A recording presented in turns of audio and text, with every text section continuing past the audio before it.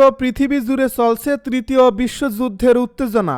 আমাদের হাতে এসেছে গুরুত্বপূর্ণ আপডেট আন্তর্জাতিক সংবাদ। শুরুতেই থাকছে আইসিসির রায় উপেক্ষা করে 3 দেশের আকাশসীমা ব্যবহার করে যুক্তরাষ্ট্রের নেতানিয়াহু করা সমালোচনা। এবারে জানিয়ে দিব পুতিনের বিরুদ্ধে ডোনাল্ড ট্রাম্পের ক্ষোভ, রাশিয়ার উপর নতুন নিষেধাজ্ঞার হুমকি। এদিকে ইরান প্রমাণ করছে একসাথে যুক্তরাষ্ট্র ও ইসরায়েলের মুখোমুখি হতে সক্ষম। এবারে থাকছে মার্কিন পররাষ্ট্র দপ্তরের প্রেস ব্রিফিংয়ে বাংলাদেশ প্রসঙ্গ। সব শেষে জানিয়ে দিব ভারতে আবারও যুদ্ধবিমান বিধ্বস্ত, নিহত 2 পাইলট। এতক্ষণ শুনছিলেন আপডেট সংবাদের শিরোনাম, এবারে বিস্তারিত। তবে তার আগে অনুরোধ রইল ভিডিওটিতে একটি লাইক এবং কমেন্ট করে জানিয়ে দিন ভিডিও সম্পর্কে আপনার মূল্যবান মতামত। আরও জানিয়ে দিন ভিডিওটি কোথা থেকে দেখছেন বা কোন জেলা থেকে দেখছেন। আইসিসির রায় উপেক্ষা করে 3 দেশের আকাশসীমা ব্যবহার করে যুক্তরাষ্ট্রে নেতানিয়াহু করা সমালোচনা। ইসরায়েলের প্রধানমন্ত্রী বেনিয়ামিন নেতানিয়াহুকে যুক্তরাষ্ট্রে যাওয়ার পথে তাদের আকাশসীমা ব্যবহার করতে দেওয়ায় ইতালি, ফ্রান্স ও গ্রিস সরকারের করা ভাষায় সমালোচনা করেছেন জাতিসংঘে নিয়োজিত ফিলিস্তিন অধিকৃত অঞ্চল বিষয়ক মানবাধিকার বিষয়ক বিশেষ প্রতিবেদক ফ্রান্সেস্কা আলবানিজের অভিযোগ, আন্তর্জাতিক অপরাধ আদালতের ওয়ারেন্ট থাকা সত্ত্বেও এসব দেশ আন্তর্জাতিক আইনি বাধ্যবাধকতা লঙ্ঘন করে নেতানিয়াহুকে নিরাপদ পথ দিয়েছে। 2023 সালে হেগ ভিত্তিক আন্তর্জাতিক অপরাধ আদালত গাজায় ইসরায়েলের সামরিক অভিযানে যুদ্ধাপরাধ ও মানবতার বিরুদ্ধে অপরাধ করার অভিযোগে নেতানিয়াহু এবং সাবেক প্রতিরক্ষা মন্ত্রী ইয়োব গ্যালান্টের বিরুদ্ধে গ্রেপ্তারি পরোয়ানা জারি করে। ইতালি, ফ্রান্স ও গ্রিস এই 3 দেশেই রোম সংবিধির স্বাক্ষরকারী এবং আইসিসি এর সদস্য দেশ। তবুও নেতানিয়াহু যখন রবিবার মার্কিন প্রেসিডেন্ট ডোনাল্ড ট্রাম্পের সঙ্গে বৈঠকে অংশ নিতে যুক্তরাষ্ট্রে যান, তখন তার ফ্লাইট ওই দেশগুলোর আকাশসীমা অতিক্রম করে। আলবানিজ এক্সে লিখেছেন, ইতালি, ফ্রান্স এবং গ্রিসের নাগরিকদের জানার অধিকার আছে যে আন্তর্জাতিক আইনি শৃঙ্খলা লঙ্ঘন করে নেওয়া প্রতিটি রাজনৈতিক সিদ্ধান্ত শেষ পর্যন্ত তাদের সবাইকে দুর্বল ও ঝুঁকির মুখে ফেলে। পুতিনের বিরুদ্ধে ডোনাল্ড ট্রাম্পের ক্ষোভ, রাশিয়ার উপর নতুন নিষেধাজ্ঞার হুমকি। যুক্তরাষ্ট্রের প্রেসিডেন্ট ডোনাল্ড ট্রাম্প ইউক্রেনে চলমান যুদ্ধ নিয়ে রাশিয়ার প্রেসিডেন্ট ভ্লাদিমির পুতিনের উপর অসন্তোষ প্রকাশ করছেন এবং মস্কোর বিরুদ্ধে নতুন করে নিষেধাজ্ঞা দেওয়ার ইঙ্গিত দিয়েছেন। মঙ্গলবার হোয়াইট হাউসে মন্ত্রিসভার বৈঠকে ট্রাম্প সাফ জানিয়ে দেন, পুতিনের মিথ্যা আচরণের কারণেই 2 পক্ষে মৃত্যু বাড়ছে। ট্রাম্প আরও বলেন, পুতিন আমাদের দিকে অনেক বাজে কথা ছুড়ে দেন, সব সময়ই খুব ভালো ব্যবহার দেখান, কিন্তু শেষ পর্যন্ত তা অর্থহীন প্রমাণিত হয়। তিনি আরও বলেন, পুতিন অনেক মানুষ হত্যা করেছেন, রাশিয়ান সৈন্য এবং ইউক্রেনীয়দের। মার্কিন সিনেটে প্রস্তাবিত দ্বিদলীয় নিষেধাজ্ঞার খসড়া বিল সম্পর্কে জানতে চাইলে ট্রাম্প বলেন, আমি বিষয়টি গুরুত্ব সহকারে দেখছি, তবে বিস্তারিত বলতে অস্বীকৃতি জানিয়ে তিনি যোগ করেন, আমি আপনাদের বলবো না, আমরা কি একটু চমক রাখতে চাই না। ট্রাম্পের এই বক্তব্য আসার আগেই তিনি ইরানের পারমাণবিক স্থাপনার উপর গত মাসে যুক্তরাষ্ট্রের হামলার প্রসঙ্গ টেনে আনেন। এদিকে ব্রিটিশ পার্লামেন্টে ভাষণ দিতে গিয়ে ফ্রান্সের প্রেসিডেন্ট ইমানুয়েল ম্যাক্রো ইউক্রেনের প্রতি ইউরোপের সমর্থন পুনর্ব্যক্ত করে বলেন, ইউরোপ কখনো ইউক্রেনকে একা ফেলবে না।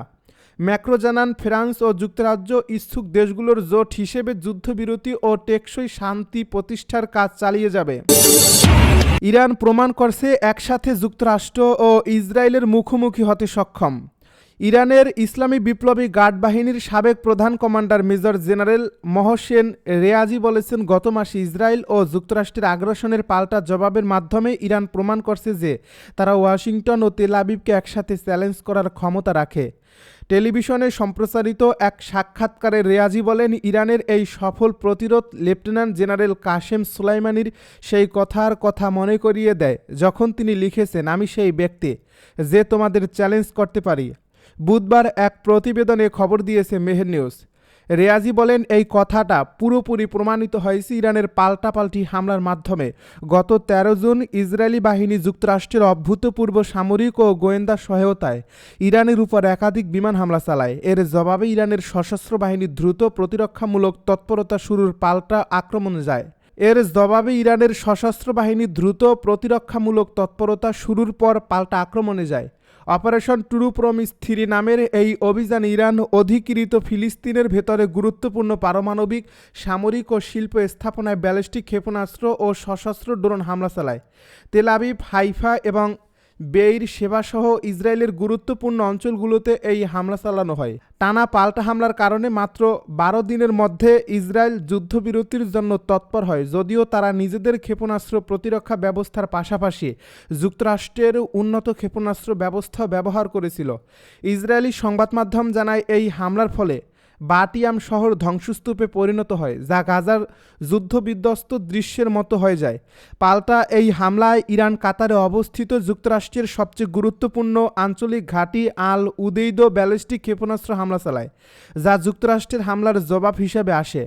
রেয়াজি আরও বলেন, কোনো দেশেই প্রথম হামলা চালানোর সাহস দেখায় না, এমনকি চীনও এমন হামলা চালানোর সাহস করে না। তিনি আরও বলেন, কাতারি সূত্র অনুযায়ী আল উদেইদ ঘাঁটিতে 5 থেকে 6টি বিস্ফোরণ হয়েছিল, যদিও যুক্তরাষ্ট্র দাবি করেছিল কেবল একটি ক্ষেপণাস্ত্র আঘাত এনেছিল। রেয়াজি আরও বলেন, এই পাল্টা আক্রমণ ইরানের শক্তির প্রদর্শন এবং এই অঞ্চলে ইরানের মর্যাদা বৃদ্ধির প্রমাণ। তিনি আরও বলেন, একটি অর্থে আমরা শীর্ষে পৌঁছানোর দিকে যাত্রা শুরু করেছি, তবে সবচেয়ে গুরুত্বপূর্ণ বিষয় হলো থেমে না যাওয়া, যদিও ইসরায়েল ও যুক্তরাষ্ট্র আমাদের থামানোর জন্য কঠোর চেষ্টা করছে। মার্কিন পররাষ্ট্র দপ্তরের প্রেস ব্রিফিংয়ে বাংলাদেশ প্রসঙ্গ। মার্কিন পররাষ্ট্র দপ্তরের সর্বশেষ নিয়মিত প্রেস ব্রিফিংয়ে ভারত ও বাংলাদেশ নিয়ে ওঠা কিছু স্পর্শকাতর প্রশ্নের সরাসরি জবাব দেননি যুক্তরাষ্ট্রের মুখপাত্র ট্যামি ব্রুস। এই ঘটনাটি ঘটে 8 জুলাই অনুষ্ঠিত এ ব্রিফিংয়ে, যা মার্কিন পররাষ্ট্র দপ্তরের ওয়েবসাইটেও প্রকাশিত হয়েছে। এ ব্রিফিংয়ের এক পর্যায়ে এক সাংবাদিক কোয়াড জোট ও বাংলাদেশের সাম্প্রতিক কিছু ঘটনা নিয়ে প্রশ্ন তোলেন। তিনি উল্লেখ করেন, কোয়াড বৈঠকে ভারতের পররাষ্ট্রমন্ত্রী এস জয়শঙ্কর সন্ত্রাসবাদের বিরুদ্ধে আত্মরক্ষার অধিকার নিয়ে বক্তব্য দিয়েছেন এবং আশা প্রকাশ করছেন কোয়াডের অন্যান্য অংশীদার দেশগুলো তা বুঝবে। সাংবাদিক আরও বলেন, বাংলাদেশ ভারতের সঙ্গে দীর্ঘ সীমান্ত রয়েছে। সম্প্রতি ঢাকার বিমানবন্দরে ডক্টর ইউনূস নেতৃত্বাধীন অন্তর্বর্তী সরকারের উপদেষ্টা আসিফ মাহমুদের ব্যাগ থেকে এক বন্দুকের ম্যাগাজিন উদ্ধার করা হয়েছে, যা 2024 সালের সরকার বিরোধী সহিংসতায় ব্যবহৃত গোলাবারুদের সঙ্গে সংশ্লিষ্ট বলে অভিযোগ উঠছে। এ সময় মুখপাত্র ব্রুস সাংবাদিকদেরকে থামানোর চেষ্টা করেন, কিন্তু সাংবাদিক আরও বলেন, ইউনূস প্রশাসনের সময়ই এক হিন্দু উপাসনালয় হামলাসহ সাম্প্রদায়িক সহিংসতার ঘটনা ঘটে। এ বিষয়ের প্রতিক্রিয়ায় মুখপাত্র ট্যামি ব্রুস সরাসরি কোনো মন্তব্য না করলেও তিনি বলেন, ভারত ও বাংলাদেশের মধ্যে সম্পর্ক একটি জটিল কূটনৈতিক বিষয়, যা যুক্তরাষ্ট্র বোঝে ও গুরুত্ব দেয়। তিনি কোয়াড সংক্রান্ত বিষয়ে বিস্তারিত জানতে মার্কিন পররাষ্ট্রমন্ত্রী মার্কো রুবিওর একক বিবৃতি এবং কোয়াড অংশীদারদের যৌথ বিবৃতি পড়ার পরামর্শ দেন। ভারতে আবারও যুদ্ধবিমান বিধ্বস্ত, নিহত 2 পাইলট। ভারতের রাজস্থানে বুধবার ভারতীয় বিমান বাহিনীর একটি জাগুয়ার যুদ্ধবিমান বিধ্বস্ত হয়েছে। দুর্ঘটনায় 2 জন পাইলট নিহত হয়েছেন বলে নিশ্চিত করছে ভারতীয় বিমান বাহিনী। জানা গেছে, 2 সিটের এই যুদ্ধবিমানটি একটি নিয়মিত প্রশিক্ষণ মিশনে অংশ নিচ্ছিল এবং এটি রাজস্থানের সুরতগড় এয়ারফোর্স বেস থেকে উড্ডয়ন করেছিল। দুর্ঘটনায় কোনো বেসামরিক সম্পত্তির ক্ষয়ক্ষতি হয়নি। ভারতীয় বিমান বাহিনী এক বিবৃতিতে বলেছে, আমরা 2 সাহসী পাইলটের মৃত্যুতে গভীরভাবে শোকাহত এবং এই দুঃখের সময়ে আমরা তাদের পরিবারের পাশে আছি।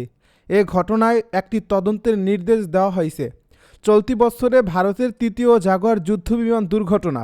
এর আগে গত 7 মার্চ হরিয়ানার পাঞ্চকুলা ও 2 এপ্রিল গুজরাটের জামনগরে আরও 2টি জাগুয়ার যুদ্ধবিমান বিধ্বস্ত হয়েছিল। গুজরাটের এ দুর্ঘটনায় সিদ্ধার্থ যাদব নামে এক পাইলট নিহত হন। যুদ্ধবিমানের আরেক পাইলট নিরাপদে বেরিয়ে আসতে পেরেছিলেন।